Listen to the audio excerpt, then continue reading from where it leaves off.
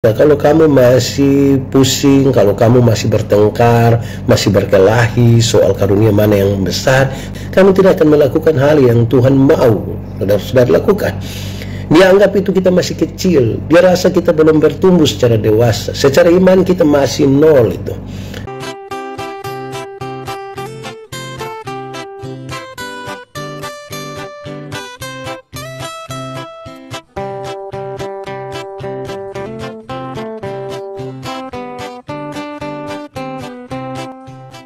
Kita berdoa. Ya Tuhan Allah, kami mengucap syukur kepadamu untuk kesempatan hari ini. Kami malam bersama di malam penuh berkat ini dengan seluruh jemaat Facebook dimanapun mereka berada. Tuhan, terima kasih banyak. Satu hal yang kami rindu adalah Tuhan menyapa kami dengan kebenaran firman Tuhan. Kami berdoa supaya Tuhan memberkati kami semua, menjauhkan kami dari penggoda pencobaan. Biar dalam damai-Mu kami belajar firman Tuhan. Terima kasih. Kami rindu pada firman-Mu Tuhan. Berfirmanlah bagi kami Tuhan. Di dalam nama Yesus firman yang hidup itu kami berdoa. Amin. Bapak Ibu saudara-saudara yang dikasihi dalam Tuhan Yesus, Shalom, salam sehat, salam sukacita. Dalam sukacita kita malam hari ini, saya ingin mengajak kita membaca. Saya bagi dua, malam hari ini saya akan baca dalam pertama Korintus pasal 13 ayat 1 sampai 6 sebagaimana yang sudah dituliskan. Nanti besok malam kita sambung ayat 7 dan seterusnya. Khusus malam hari ini, saya ajak kita membaca di pertama Korintus pasal 13 ayat 1 sampai ayat yang ke-6. Kasih, sekalipun aku dapat berkata-kata dengan semua bahasa manusia dan bahasa malaikat, tetapi jika aku tidak mempunyai kasih, aku sama dengan gong yang berkumandang dan canang yang gemerincing. Sekalipun aku mempunyai karunia untuk bernubuat dan aku mengetahui segala rahasia dan memiliki seluruh pengetahuan, dan sekalipun aku memiliki iman yang sempurna untuk memindahkan gunung, tetapi jika aku tidak mempunyai kasih, aku sama sekali tidak berguna. Dan sekalipun aku membagi-bagikan segala sesuatu yang ada padaku,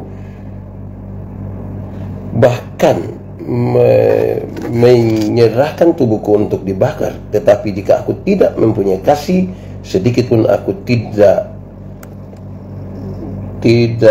ada faedahnya bagiku. Kasih itu sabar, kasih itu murah hati, kasih itu tidak cemburu, ia tidak memegahkan diri dan tidak sombong, ia tidak melakukan yang tidak sopan dan tidak mencari keuntungan diri sendiri, ia tidak pemarah dan tidak menyimpan kesalahan orang lain, ia tidak bersuka cita atas ketidakadilan, tetapi karena kebenaran. Demikian firman Tuhan. Berbahagia setiap orang yang mendengar firman, memelihara dan melakukan dalam hidup setiap hari. Shalom, selamat malam, apa kabar, salam sehat buat kita semua. Terima kasih banyak saudara-saudara untuk kebersamaan malam hari ini, dan khusus malam hari ini saya berbicara tentang kasih. Ini menjadi sebuah tema yang saya kira mesti terus diberitakan. Ini sesuatu yang akan kemudian menjadi ukuran paling penting dalam kehidupan beriman orang percaya, sebab semua yang kita nyatakan dalam perkataan kita, dalam apa yang kita imani, kemudian mesti dinyatakan dalam perbuatan, dan perbuatan itu mesti dilandasi akan kasih. Saudara-saudara, kalau kita baca sebelumnya di di pasal yang ke-12, kita melihat tentang rupa-rupa karunia. Rupa-rupanya di situ ada soal juga sedikit. Soalnya adalah jemaat lagi sementara mempersoalkan kira-kira karunia mana yang paling hebat. Karunia bisa dibedakan dalam karunia-karunia manifestasi dan karunia-karunia motivasi. Karunia motivasi itu seperti mengajar, berkhotbah, menyanyi, dan lain sebagainya. Karunia-karunia manifestasi itu seperti berbicara dalam bahasa roh, mengusir setan, lain sebagainya. Ya, tidak ada soal di situ karena Tuhan mengaruniakannya. Tapi jemaat sementara mempersoalkan mana yang paling hebat, mana yang lebih dari situ. Paulus ingin mengatakan kepada mereka, kalau kamu masih pusing, kalau kamu masih bertengkar, masih berkelahi soal karunia mana yang besar, kamu tidak akan melakukan sesuatu. Karunia mana yang lebih hebat begitu atau lebih besar, kamu tidak akan melakukan hal yang Tuhan mau saudara lakukan. Dia anggap itu kita masih kecil. Dia rasa kita belum bertumbuh secara dewasa. Secara iman kita masih nol itu. Dia mau supaya kita lebih dari sekedar itu.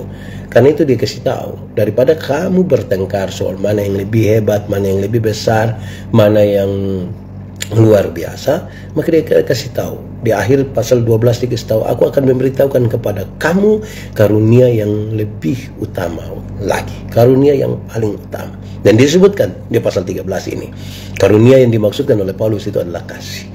Sekaligus dia ingin mengkritisi semua hal yang menjadi pertentangan di dalam jemaat. Saya kira itu bukan saja terjadi di jemaat di Korintus. Mungkin sampai hari ini juga masih ada. Masih banyak orang suka bertengkar di situ. Paling tidak dalam konteks surat Korintus kita melihat paling tidak ada satu hal yang serius sekali adalah jemaat itu memposisikan diri, karena di situ ada Paulus, di situ ada Apolos. Paulus itu seorang penginjil. Tuhan memperkenankan melaluinya dalam pekerjaan Roh Kudus itu sekali dia berkhotbah 2.000-3.000 orang bertobat. Orang bilang ini baru pelayan yang hebat ini. Ada juga Apolos seorang pengkhotbah yang luar biasa. Roh Kudus bekerja di dalamnya. Dia berkhotbah 5-6 jam juga kita tidak bosan. Jemaat sementara terpola di sini dan mengancam sebuah persekutuan jemaat. Lantas untuk itu mereka kemudian semacam mau terbagi-bagi begitu, apalagi di pertentangan soal karunia-karunia ini, maka kemudian Paulus menasihatkan mereka. Saya kira ini serius. Satu, dia ingin sampaikan bahwa sekalipun kamu dapat berbicara dalam semua bahasa manusia, bahkan dalam bahasa malaikat sekalipun, tetapi kalau kasih tidak ada pada kamu, kamu itu seperti gong saja yang berbunyi. Bahkan ini merujuk kepada penyembahan. Karakteristik dari penyembahan Dionysius dan Cybele itu lebih hebat daripada ini. Justru semacam menunjukkan hanya kita berkarakter penyembah berhala ini. Kenapa? Tidak boleh kosong, harus ada kasih di situ. Banyak orang sudah sangat puas dengan dia bisa berbicara dalam berbagai bahasa rona, bahasa segala macam. Tidak soal, karena Tuhan mempercayakan itu juga buat kita. Tapi jangan kemudian dia kosong di situ tanpa kasih. Apa artinya sebenarnya dia mau katakan, kalau kita bisa berbicara dalam bahasa roh, dalam bahasa malaikat, semua bahasa di dunia, tapi ternyata kasih tidak ada pada kita. Apa artinya itu semua? Toh kasih itu yang luar biasa. Saya bilang berulang-ulang kali dalam 1-2 waktu terakhir, kasih itu sebuah kebaikan yang tidak terpatahkan oleh apapun. Kasih itu tidak bisa berubah menjadi kebencian. Saudara tidak boleh mengatakan saya terlalu mengasihi dia. Tapi ketika saya tahu dia punya sifat asli begini, saya terlalu benci dia. Itu bukan kasih. Itu namanya egois. Kita mau supaya orang itu melakukan seperti yang kita mau dulu baru kita mengasihi. Itu bukan mengasihi. Allah mengasihi dunia. Dunia tidak mengasihi Tuhan. Tapi Tuhan tidak berhenti mengasihi dunia. Kasih itu betul-betul tanpa pamrih. Dia hanya mau mengasihi. Nah, sekalipun kamu berkata-kata dalam semua bahasa, termasuk bahasa malaikat sekalipun, tapi kalau kasih tidak ada, betapa keringnya kita. Betapa kita hanya mempertontonkan semacam simbol saja. Dan ini tidak baik sebenarnya. Itu bagian pertama. Bagian yang kedua, saudara, dia bilang begini, sekalipun kamu punya karunia untuk bernubuat, kamu bisa menyampaikan nubuat-nubuat, bahkan mengetahui rahasia-rahasia yang luar biasa. Dekat sekali itu, Kami bisa terbagi dalam 2. Pertama adalah orang-orang yang betul-betul Roh Kudus bekerja di dalamnya dan membawa orang-orang untuk datang kepada Tuhan. Ini roh membawa melalui untuk datang kepada Tuhan. Roh yang membawa ini. Dia tidak membawa kita dan membawa orang kepada diri kita, tetapi kepada Tuhan. Tetapi ada juga yang hadir sebagai yang suka bikin takut saja, menakut-nakuti, mengancam dan lain sebagainya. Nah, ini jadi soal. Kadang-kadang saudara-saudara, orang menjadi bertobat dalam keterpaksaan. Kan dia ketakutan. Ingat, lu tidak bertobat nanti kaki tangan patah buang semua. Wih, nah ini bahaya nih. Dia takut kaki tangan patah. Dan sudah. Ada orang yang dia bilang, kalau engkau tidak memberi, nanti engkau akan diambil kembali. Kamu punya apa akan diambil kembali. Kan semua Tuhan yang kasih. Nah, ini orang terpaksa memberi. Nah, ini harus digerakkan oleh sesuatu yang disebut dengan kasih. Kasih dari dalam, baik untuk Tuhan, baik untuk manusia. Itu harus kasih yang betul-betul terpancar gitu. Tuhan menolong kita untuk itu. Saya kira itu sebuah refleksi buat saya sebagai pendeta juga. Saudara-saudara, yang ketiga dia bicara tentang iman. Sekalipun kita punya iman yang sangat menggairahkan, sekalipun kita punya iman yang sempurna, yang dapat memindahkan gunung ke laut, dia bilang begitu. Tetapi kalau kasih tidak ada, betapa kita bukan apa-apa. Ternyata kita bukan siapa-siapa. Iman itu apa ya? Kita betul-betul percaya. Tetapi sekaligus juga dalam iman itu kita melakukan. Iman itu kan membuat kita ini dapat melakukan sesuatu, melewati apa ya? Orang beriman itu kan ketika dia melakukan sesuatu dalam kasih itu betul-betul memampukan dia untuk melakukan lebih dari sekedar orang-orang yang tidak melakukan tanpa iman. Jangan sampai kita berhenti pada iman saja. Ini maksudnya begini, saudara. Saya pakai contoh saya supaya ini bisa dipahami. Kadang-kadang orang sangat beriman. Dia bilang begini, walaupun dokter sudah vonis saya begini atau begitu, tetapi saya punya iman. Saya akan melakukan terus. Saya yakin Tuhan menolong. Ini iman betul-betul menggerakkan, menggugah. Tapi ini mesti dilandaskan pada kasih. Kadang-kadang saudara-saudara, saya ingat ketika saya sakit, saya dinasihati, Pak, kalau ingin menjangkau banyak orang, jangkau dulu Pak Pendiri. Pak mesti mengasihi Pak Pendiri, mengasihi juga keluarga, jagain kesehatan. Itu juga baik itu. Jangan hanya beriman saja. Kasih mesti tetap ada. Kadang-kadang kita kira, saya waktu sakit itu karena kelelahan kan. Datang sejumlah teman sepelayanan, saya bilang kepada orang yang selalu pimpin pujian, saya bilang, "Hai, kamu berhenti menyanyi itu lagu yang jangan lelah." Saya bilang, saya karena kelelahan ini makanya begini nih. Maksudnya begini, supaya kita sadar bahwa kita butuh kasih. Kasih untuk betul-betul kita menyadari siapa kita, kasih untuk menjangkau orang lain, kasih untuk memahami keberadaan orang-orang yang ada di sekitar kita, kasih kita kepada Tuhan yang membuat kita terus melayani Dia dan seterusnya. Saudara-saudara, ini apa ya? Ini menjadi sebuah catatan yang saya kira baik dan penting bagi kita semua. Jangan kita sekedar punya iman yang menggairahkan kita, tetapi dia harus juga terus dilandaskan pada kasih itu. Yang berikut, saudara-saudara, sekalipun kita punya kemurahan membagi-bagikan kita harta, itu kemurahan luar biasa. Orang dulu itu kalau dia bisa bagi di harta sampai 10%, itu 20%, itu memang dibilang orang sudah sangat baik sudah. Di dunia dia paling baik sudah. Apalagi kalau dia bisa bagi-bagi semua. Wah, itu memang, itu orang sudah sangat luar biasa itu. Sekalipun kita memiliki itu, tapi kalau membagi-bagikan sesuatu tanpa kasih, apa artinya? Orang-orang di dunia sekuler pun bisa melakukan itu, membagi-bagikan. Bahkan ada orang yang rela untuk dia pun rumah, dia pun tempat tinggal, makanan, itu boleh, siapapun boleh ambil. Siapapun boleh. Dan dia punya kemampuan itu. Praktik untuk berbagi itu bisa dilakukan. Tapi Tuhan mau supaya kalau kita melakukan itu dengan kasih. Sebab kalau kasih tidak ada, lantas kita bagi untuk apa? Kalau tidak ada kasih pada kita, kita berbagi kepentingannya hanya dua hal. Mencari nama. Atau juga mungkin kita berbagi karena kepentingan ekonomi. Mencari nama untuk kepentingan ekonomi. Kadang-kadang secara marketing orang mesti rugi dulu supaya dia dapat kembali. Kan itu kasih menjadi catatan.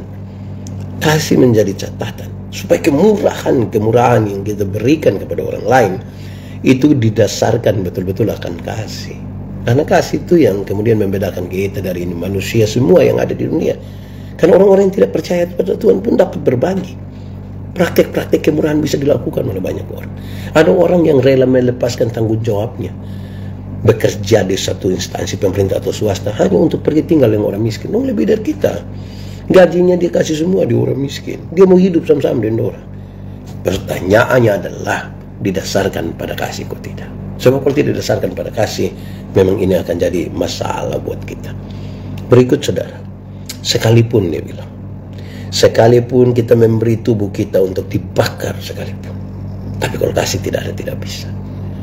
Kadang-kadang saudara kan ini di zaman gereja mula-mula berdiri ini kan penganiayaan itu sistematis, masif, dia menyebar di mana-mana. Di mana ada orang Kristen itu tekanan begitu serius, terlalu banyak. Ini bermasalah sesungguhnya, sehingga banyak orang harus mati syahid, banyak orang martir di situ. Tapi dikasih tahu, Harus itu didasarkan pada kasih. Sekalipun kita memberi tubuh kita dibakar, tapi mesti ada kasih di situ. Saudara tahu bahwa seringkali kita pun kasih bermasalah. Banyak orang kadang-kadang saudara-saudara lihat, mari kita jujur saja, hamba-hamba Tuhan ini relasi persaudaraannya juga bermasalah kadang-kadang. Kita berkhotbah berapi-api, berani masuk di berbagai-bagai tempat, tapi ternyata kita punya relasi dengan keluarga bermasalah. Kadang-kadang kita menjadi penyebab. Kadang-kadang justru kita lah batu sandungannya. Relasi di tengah-tengah keluarga. Padahal tiap hari kita haleluya, puji Tuhan, amin. Itu kita lakukan semua. Tapi kasih kita bermasalah. Apa artinya kita memberi diri kita dibakar? Apa artinya kita berdiri di garda yang paling depan untuk sebuah pekabaran Injil? Ternyata kasih tidak ada pada kita. Justru ini tidak memuliakan Tuhan Allah. Karena Tuhan dipermuliakan lewat ini. Kasih itu. Nah, itu yang luar biasa. Terakhir, saudara-saudara, dalam konteks malam hari ini, sekalipun saudara-saudara, sekalipun kita punya pengetahuan, kita tahu seluruh hal yang ada di dunia ini. Sebenarnya ada di kedua atau ketiga, tapi saya karena sudah lewat, jadi saya taruh di terakhir, mohon maaf. Walaupun kita punya pengetahuan, kita pintar, kita tahu segala barang, tapi kalau kasih tidak ada, hati-hati. Itu pengetahuan bisa menjadi berhala buat kita. Kadang-kadang kita akan merasa sangat hebat. Kadang-kadang kita tidak akan mempedulikan orang lain. Kadang-kadang kita sulit mendengarkan orang lain. Kita merasa lebih pintar. Kita menjadi yang utama. Pikiran kita menjadi berhala baru bagi kita. Karena itu kasih mesti mendasari itu. Saudara berjumpa dengan banyak orang, termasuk kami para pelayan, yang mungkin oleh karena dia punya wawasan dan pengetahuan yang lebih, dia cenderung untuk menganggap remeh orang lain. Ada juga yang pengetahuan tidak ada tapi anggap remeh orang lain juga. Subodok lagi, anggap remeh orang lain lagi. Karena itu saudara, memang kasih yang menolong kita supaya betul-betul kita mendasarkan semua itu hanya pada Tuhan. Hanya Tuhanlah yang bisa menolong kita. Hanya pada Tuhanlah kita tidak mampu untuk mengangkat kepala ini. Sebab kalau tidak, bahaya itu. Nah, karena itu saudara-saudara, saya kira ini menjadi catatan. Nanti besok kita akan berbicara tentang kasih itu sabar, kasih itu seterusnya. Saya berharap besok acara tidak sampai malam, sampai larut, sehingga berkat malam ini bisa dilaksanakan. Apalagi di Jakarta waktunya lebih situ, jadi kalau sudah lebih dari situ, nah berarti kasihan teman-teman yang ada di Papua. Nah, saudara-saudara, saya kira ini menjadi catatan-catatan yang penting bagi kita untuk kita renungkan kembali. Betapa pentingnya kasih itu. Sekali lagi saya mendefinisikannya buat kita. Kasih itu kebaikan, tidak terpatahkan oleh apapun. Kasih itu tidak akan berubah menjadi kebencian. Tidak bisa. Saudara tidak boleh mengatakan, saya terlalu mengasihi dia, Pak, tapi sampai saya tahu dia punya sifat asli, saya benci dia, Pak. Saya lihat dia pemuka, saya tidak suka. Itu bukan kasih. Masa saudara hanya akan mengasihi orang yang mengasihi saudara? Egois itu. Tuhan Allah mengasihi dunia. Dunia tidak mengasihi Tuhan Allah. Tapi Tuhan tidak pernah berhenti mengasihi dunia. Membuat kita ada terus. Tuhan kasih kesempatan buat kita. Mari datang kepadanya dalam kasih. Kalau Tuhan mengasihi kita, mestinya kita yang hamba-hamba Tuhan, kita yang pengikut Tuhan ini harus lebih lagi dari itu. Harus lebih lagi. Jangan berhenti itu. Mari kita lihat godaan untuk kita meniadakan kasih itu terlalu besar. Karena kita berjumpa dengan banyak sekali hal yang menggoda kita untuk marah-marah, untuk membenci dan lain sebagainya. Tapi ya mari kita terus bersama-sama dengan Tuhan ini. Tuhan ajar kita betul-betul memahami kasih itu dan memperlakukan kasih itu dalam hidup kita. Tanda kita mengasihi Tuhan, tanda kita mengasihi sesama, tanda kita mengasihi diri kita. Saya kira kalau kasih itu bisa dijalankan, bukan saja tergantung seluruh kitab Taurat di situ, tetapi dia juga kasih itu menolong kita juga sekaligus. Iya, kasih mengalahkan segala sesuatu. Amin, Mama Clement. Kasih menjadi sempurna. Iya. Amin. Terima kasih teman-teman punya komentar-komentar yang baik buat kita semua. Biar ini menguatkan kita. Biar ini menolong kita semua. Lakukan kasih. Hari ini mungkin saudara lagi benci suami, atau marah istri, atau marah anak-anak, atau marah orang tua. Mari kok mengasihi orang. Kita baru melewati Natal, kita bilang kita saling mengampuni, saling mengasihi, saling mendoakan. Sudah lakukan itu dengan baik kok. Hati yang terbuka untuk itu. Dengan tulus kita melakukan itu kok. Atau kita pura-pura, itu bukan kasih. Atau kata-kata. Atau kita kira kalau kita sudah kirim beras ke seorang tua dong, itu kita sudah mengasihi mereka kok. Tidak, kasih lebih besar dari itu. Iya. Bagaimana dengan benci tapi rindu? Itu juga egois itu. Jangan benci tapi rindu. Nah, benci usir dia baru kita rindu dia kembali. Benci itu disebabkan kan kita tidak bisa menerima dia. Penerimaan yang bisa dilakukan dalam kasih. Kasih itu memampukan kita untuk mengampuni. Ada orang mau berdamai tapi tidak mau mengampuni. Ada yang mau mengampuni tapi tidak mau berdamai. Kan itu mari kita belajar bersama-sama kok. Kasih itu tetap ada pada kita. Kita menunjukkan kasih itu. Dunia tahu bahwa anak-anak Tuhan itu penuh dengan kasih. Ada tantangan, ada perjuangan. Pasti kita tidak bisa melakukannya sendiri. Tanpa Tuhan tidak bisa. Disitulah kita semakin bertumbuh. Disitulah kita saya benci suami tapi tetap sayang. Jangan benci suami. Kalau ada dia sifat yang tidak baik yang kita tidak suka, untuk menolong dia, untuk dia berhenti dari situ. Tapi jangan ini marah dia orang. Nanti dia jalan kita tersinggung lagi. Kita marah lagi. Karena itu saudara-saudara, semoga besok ketika kita belajar lagi tentang kasih itu sabar dan seterusnya, kita paham sesuatu di situ. Kita mau untuk tiap hari kita semakin bertumbuh. Amin. Kasih dari hati yang tulus. Kasih itu jangan di bibir saja. Masa kok ada satu orang dia suka satu orang, dia datang saya mengasihi. Terus mengasihi lalu kenapa? Kan harus ada yang dilakukan.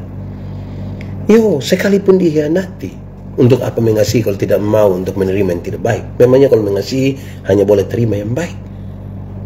Ini penting bagi kita semua, saudara. Teruslah mengasihi, jangan berhenti. Coba saudara pikirkan bagaimana kasih itu bisa tetap akan kita jalani. Bagaimana kasih itu kemudian sangat memberkati kita. Masing-masing kita pasti punya pengalaman soal kasih, toh? Coba saudara pikirkan. Coba saudara renungkan lagi kembali. Sesuatu yang luar biasa itu sebenarnya memberkati kita di dalam kasih. Dimulai dari mana? Allah yang mengasihi manusia. Tuhan Allah mengasihi kita dan kita betul-betul mengalami hal-hal yang baik. Mulai dari penyelamatannya, kehidupan dan penyertaannya, berkat-berkat jasmani dan berkat-berkat rohani yang kita dapat hingga hari ini. Om Samuel barangkali iman dan pengharapan akan sempurna kalau kasih Kristus di dalamnya. Amin. Betul. Matahari, bulan, bintang akan berlalu, kasih tetap ada. Kasih tidak akan selesai. Jadi kalau kita melakukan sesuatu tanpa kasih, kita bikin semuanya menjadi sia-sia dan bikin semuanya menjadi berakhir. Karena kasih itu yang tidak berakhir. Nah ini, benci egonya saja Pak. Kalau benci egonya baik, sudah. Jangan benci dia orang, karena kita sayang dia itu, usir dia lah. Tuhan memberkati kita semua ya di malam hari ini, penuh dengan sukacita ya. Semoga betul-betul tiap-tiap hari kasih itu bertumbuh di dalam kita. Ada yang di pengkasih itu tidak ada kata-kata sayang ada. Ada yang karena dia mencintai dia sudah tidak bisa lagi mengolah itu kasih, ya sekarang ya kebetulan dong hidup bersama-sama saja di dalam rumah, tapi kasih itu tidak ada. Ada yang merasa kalau dia dekatin dia istri dong berkelahi tiap hari, jauh yang dong tidak berkelahi. Nah itu bukan kasih. Ya betul. Ada keluarga dari kedua orang tua di depan baik, diam-diam mereka ada yang pasti ada. Dalam banyak keluarga ada yang begitu kakak. Teruslah berdoa. Tuhan pasti kalau izinkan sesuatu terjadi, pasti dia mau kita belajar sesuatu dari itu. Terima kasih. Kalau saat marah masak pedis, kasih ingat dia bye-bye. Tidak lama kasih pedis dia tidak mau lagi, tapi kasih apa lagi? Ya, tapi ini semua kasih itu mengajarkan kepada kita banyak hal. Bagaimana mensiasati. Nah ini sudah tua cinta udah hilang. Bisa juga, tapi jangan. Itu semua saya kira kasih tidak akan selesai. Kasih terus akan bertumbuh. Kasih itu tetap ada. Kasih itu menolong kita setia. Kasih itu membuat kita bersabar. Terima kasih banyak untuk malam hari ini. Semoga besok kita masih bisa ketemu lagi ya. Mohon maaf karena malam hari ini.